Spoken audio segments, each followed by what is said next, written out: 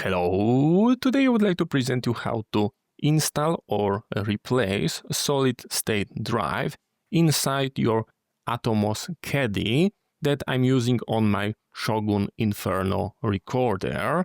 You can purchase Caddy without any drive. You can get multiple one.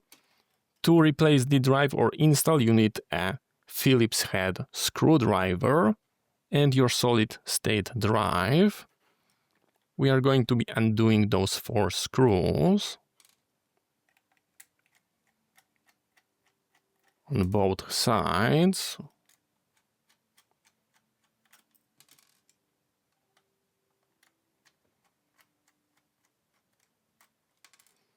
Just like that. It nicely open and reveal our small hard disk drive, solid state, that I'm going to be replacing. You do not need to be worried about the dimensions because it's going to be aligned by those screws, so it will always perfectly match your SATA connector, which is located here. So we go like this and you nicely see the interface. Now we are closing it down.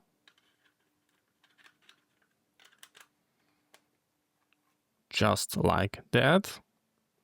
And we are inserting our 4 screws.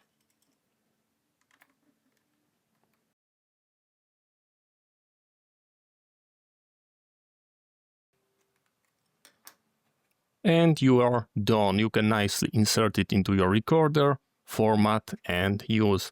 Extremely simple. So thank you very much for watching.